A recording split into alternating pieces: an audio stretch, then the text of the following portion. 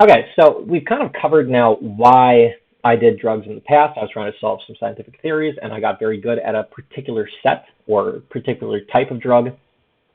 Um, but then let's fast forward a little bit closer to present. About a year ago, as the business started stabilizing a little bit and we had money coming in at least, I'd been working so hard for my entire 20s, and whether it was developing theories or trying to build a business, I'd watch all my friends go and not all, but a lot of my friends go and get married and have kids, and yet I didn't have a girlfriend even. And so, the way I was able to push through that, because I had my body was sending off all kinds of alarm signals, like, hey, you've got to get your act together. You've got to go and be a member of society. You can't just keep doing this. And so the way I would suppress that internal feedback mechanism is I would use drugs. I would use alcohol, tobacco, pornography to really shut down all of my internal sensitivity to that so that I could just keep pushing through, because I knew that the path was forward and I didn't want to give up. And yet, I was fighting my body every step of the way. So about a year ago, though, the business started to stabilize, and my emotional state, my physical and mental health was really getting to be pretty good. But I still had this hangover alcoholism. I was having a lot of trouble kicking that, because some of these things will latch really deep into your psyche, and it's difficult to drop them. And so, I spent a lot of time kind of trying to solve it. I wasn't willing to go to AA. I wasn't willing to do rehab. I wanted to solve it on my own. I'm not interested in becoming a slave to anything. And that, I'm not going to live in fear. I'm not going to do the AA thing where I'm like, oh, I can't touch alcohol. I'll just fall back and be a sinner. I was like, no, there's got to be a way to actually beat this thing and not live in a way that I'm afraid of it, where I can have a drink anytime I want. Although, honestly, I don't want to drink. But the way I did that is eventually I started to do some research on, like, there's got to be a way to do this. AA basically has a 40% success rate, give or take a little bit.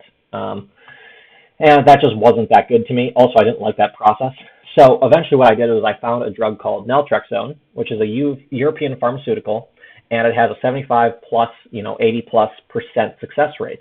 And it's really easy. What you do is you continue drinking as normal, and you take this pill 45 minutes before you drink every time. And what it does over the course of about 3 months, I think it takes for most people, it took me 3 months too. Over the course of time, it will unhook all of those addictive triggers in your mind, just in the background, right? You can drink, it's still fun to drink, but you lose that compulsive addictive part of it. And so that was super impactful in my life. I've got a little video here, and I'll be sharing some resources on this, but this was just the most, one of the most amazing things, because I'd really been trying to, when you're drinking and pushing through, it's not like I was having fun doing that necessarily. There was definitely times where it was fun, because drinking is great, honestly. But at the same time, when you feel like you have to, when you're in an addiction, that part of it is not fun. And so I'd really been trying to kick the addictive part of it for years and never could. And so when I had this, literally just took 3 months. It was super easy, and it just kind of cleaned itself up. So that was insanely important. But I did a lot of other things as well. And one of the things that I'd done is I had started switching the type of drug that I was using. I went from alcohol, which is kind of making you stupider, it is really designed to suppress you and numb you so that I can just push through pain. And instead I used what I would say was kind of a drug to do the exact opposite, to make me more self-aware, to make me more in tune and spiritually aware, and that was magic mushrooms. And so this, again, this is an actual psychedelic, and I didn't have a lot of experience with it. But this one in particular, magic mushrooms, have been used throughout history in tons of different cultures and religions, Christianity included. So there's a lot of historical context for these as kind of healing drugs. Right now they're being researched in a variety of universities and governments as a way to help treat depression. And I found that really when I was starting to take mushrooms, I did the exact same thing. I was trying to catalog everything and experiment with it. If I imagine that humanity becomes more advanced and we start to build better tools, a mushroom would be essentially what I would imagine is kind of this internal diagnostic, this health checkup, where instead of going to visit your doctor, you actually can take a mushroom, and it literally feels like it's scanning your body for problems, and then it will generate kind of thoughts and tell you what the problem is, which is just really, really fascinating. Now, I know that some of you may think, well, that sounds really demonic, that sounds evil. I can assure you that it's not demonic or evil. It's just a function of how this works. It's an incredible tool, just like just like coffee. If you're trying to get through the night or trying to get through a drive, you take coffee, and it enhances your awareness, expands your ability to do things.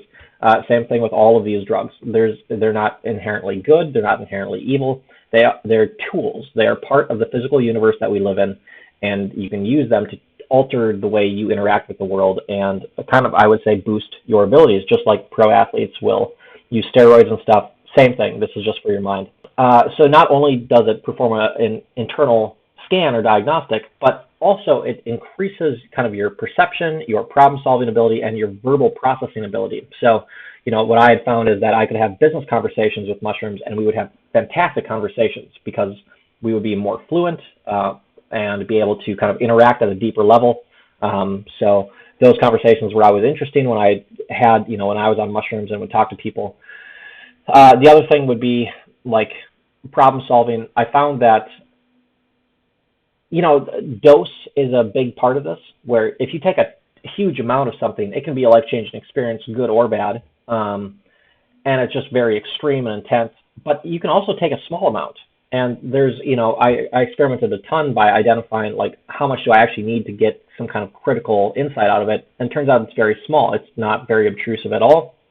You really don't notice it that much, but I would use it to do things like decorating our house or solving specific problems. If I had a question, I knew that you do it every 2 weeks or so that you never build a tolerance, and then you can take something like this and it enhances your problem-solving ability and allows you to dive into a problem and solve it and figure it out very rapidly because you're seeing the world in a different way. It's giving you a different perspective, and so it's much easier to problem solve, really.